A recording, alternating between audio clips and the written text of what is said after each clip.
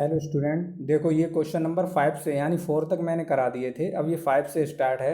ये जो क्वेश्चन रहेंगे 5, 6, 7, 8 और 9, ये आपके लघु वाले यानी उसी में से ये रह गए हैं। जैसे संविधान क्या है, संविधान क्यों आवश्यक है, संविधान संशोधन से क्या तात्पर्य है, भारतीय संविधान की मुख्य विशेषताएं क्या हैं, ठीक है। किसी क्लब, सहकारी संगठन या राजनीतिक दल के लिए लिखित नियम या उनका संविधान होना चाहिए, स्पष्ट कीजिए।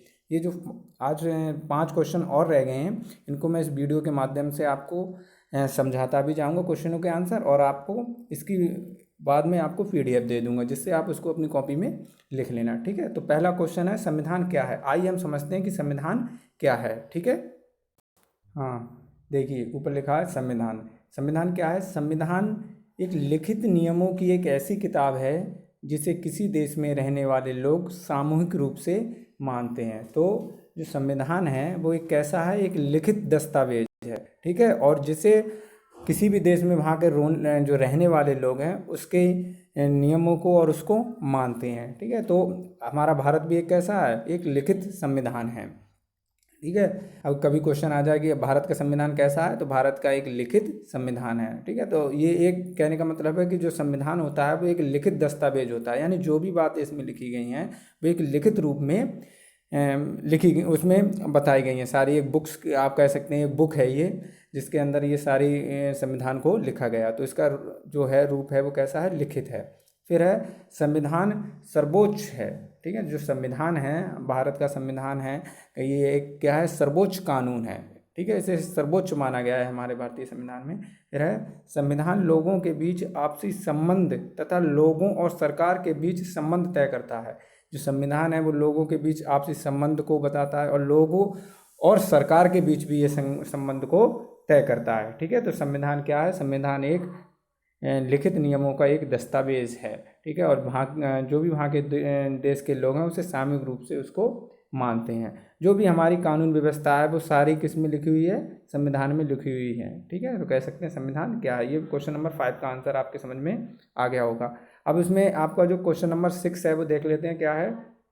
जैसे क्वेश्चन नंबर 6 है आपका कि संविधान क्यों आवश्यक है, किसी भी देश के लिए संविधान की आवश्यकता क्यों पड़ी, ठीक है। और संविधान हमारे लिए भी क्यों आवश्यक है। तो आइए समझते हैं संविधान क्यों आवश्यक है, क्वेश्चन नंबर 6 को, ठीक है। संविधान क्यों आवश्यक है, देखिए संविधान की आवश्यकता लिखा है। संविधान की आवश्यकता क्यों पड़ी?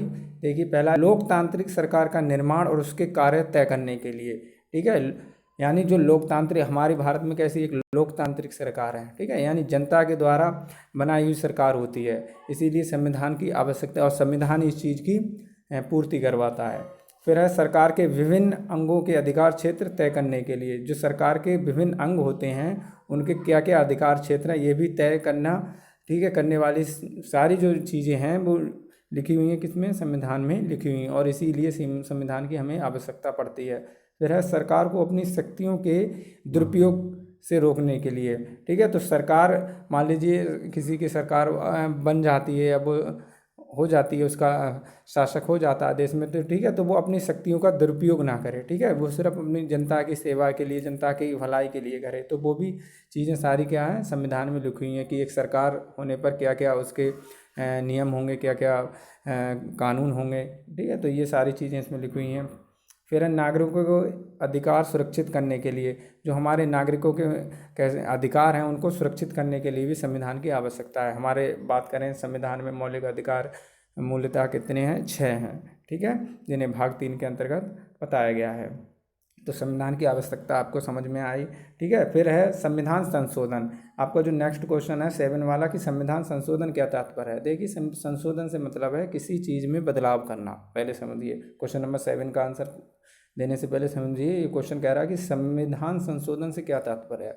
संशोधन से मतलब होता है कि जो भी चीज़ है उसमें हम क्या करें, उसमें थोड़ा बदलाव करें, ठीक है, जो चीज़ बनी हुई है। तो आइए समझते हैं कि संविधान संशोधन क्या है। देखिए संविधान संशोधन क्या है? देश के सर्वोच्च विधायी संस्था द्वारा उस देश के संविधान में किए जाने वाले बदलाव को संविधान संशोधन कहते हैं। यानी देश की जो सर्वोच्च विधायी संस्था है, ठीक है, उसको यानी जो भी संविधान में संशोधन किए जाते हैं वो संसद के द्वारा किए जाते हैं, ठीक है। और संसद में 3 मुख्य अंग होते हैं, आप जानते हैं, राष्ट्रपति, लोकसभा और राज्यसभा। यानी लोकसभा निम्न सदन है, राज्यसभा उच्च सदन है, ठीक है, उन्हीं के द्वारा। और ये किस अनुच्छेद में बताया गया, तो आर्टिकल कह सकते 368 के द्वारा इसमें संविधान संशोधन की प्रक्रिया को पूर्ण रूप से हमारे भारतीय संविधान में बताया गया है।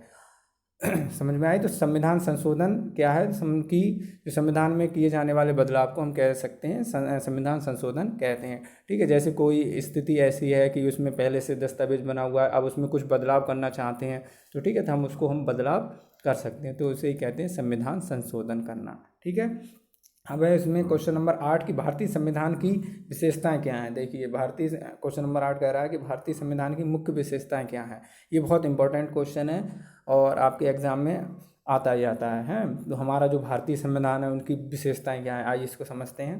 भारतीय संविधान की विशेषताएं, देखिए पहली बात करें भारतीय संविधान की क्या विशेषताएं, संघीय सरकार है, ठीक है। पहली की बात है कि जो हमारी सरकार है वो कैसी है, संघीय सरकार है, ठीक है। फिर बात करते हैं संसदात्मक सरकार है, फिर पहले इसको समझ लेते हैं, फिर मैं इसको अपने हिसाब से बताऊंगा। फिर है प्रभुत्व संपन्न लोकतांत्रिक गणराज्य है, ठीक है। पंथ निरपेक्ष राज्य की व्यवस्था है, स्वतंत्र निष्पक्ष न्यायपालिका है, मूल अधिकार हैं और राज्य के नीति निर्देशक तत्व हैं। ये विशेषताएं, और भी विशेषताएं क्या देखिए, भारतीय संविधान की प्रमुख विशेषता में समझें तो हमारा भारत का संविधान एक लिखित एवं विस्तृत संविधान है। जो भी चीज़ें हैं इसमें कैसी हैं, लिखित रूप में लिखी गई हैं, ठीक है। और कह सकते हैं इसमें ना तो ये हमारा भारतीय संविधान ना तो ज़्यादा कठोर है और ना ही कैसा है, लचीला है, ठीक है। तो ये बीच का है, समय समय पर इसमें हम परिवर्तन कर सकते हैं, ये हमारे भारतीय संविधान की विशेषता है, ठीक है। जब हमारा भारतीय संविधान की अगर बात करें मूल रूप से अभी कितने अनुच्छेद हैं, तो 468 अनुच्छेद हैं कुल मिलाकर, और ठीक है 22 भाग में इसको अब बांटा गया है, वर्तमान की बात कर रहे हैं। और इसमें देखें कि संघीय सरकार, जो सरकार है वो क्या है, संघीय सरकार है। फिर है संसदात्मक सरकार की व्यवस्था की गई हमारे भारतीय संविधान में। फिर है प्रभुत्व संपन्न लोकतांत्रिक गणराज्य है, यानी गणराज्य से मतलब होता है कि वंश परंपरागत हमारे यहाँ राज्य नहीं है, यानी हम ऐसा नहीं है कि राजा का बेटा ही राजा बनेगा, है जनता अपने प्रतिनिधित्व को सुनती है, इस वजह से ये प्रभुत्व संपन्न गणराज्य है। फिर है पंथ निरपेक्ष राज्य है, ठीक है, यानी इसमें किसी विशेष कह सकते हैं कि धर्म को, समुदाय को मान्यता नहीं दी गई है, निरपेक्ष है ना। स्वतंत्र निष्पक्ष न्यायपालिका, सभी के लिए जो न्याय की व्यवस्था है वो कैसी है, स्वतंत्र है और कैसी है, निष्पक्ष रूप से, किसी के साथ भेदभाव नहीं है। और हमारे मूल अधिकार, हमारे भारतीय संविधान की विशेषता है कि जो व्यक्ति है उसके अपने मूल अधिकार दिए गए हैं। आप जानते हैं 6 मूल अधिकार दिए गए हैं। फिर राज्य के नीति निर्देशक सिद्धांत, तो राज्यों के लिए जो सिद्धांत दिए गए हैं उनके लिए राज्य के नीति निर्देशक सिद्धांत कहते हैं कि राज्य अपना जो काम है किस प्रकार से करेगी, ठीक है। फिर है क्वेश्चन नंबर 9 आपका कि किसी क्लब, सरकारी संगठन या राजनीतिक दल के लिए लिखित नियम या उनका संविधान होना स्पष्ट कीजिए, ठीक है। तो इसमें आप आइए समझते हैं क्या है कि लिखित नियम या संविधान होना चाहिए, क्या है, ये लोगों में भरोसा और सहयोग विकसित करता है, ठीक है, कि जब कोई भी चीज़ें होंगी उनका लिखित रूप होगा, ठीक है, तो लोग उस पर भरोसा करने लगते हैं, ठीक है। ऐसे बातों से नहीं कि हम कहते भी हैं कि हमको कोई भाई आप लिखित प्रमाण पत्र दीजिए, ठीक है, तो इन चीज़ों में लिखित नियम व संविधान होना चाहिए, यानी लोग इस पर भरोसा करते हैं, लोगों का भरोसा विकसित होता है, इस पर सहयोग की भावना विकसित होती है।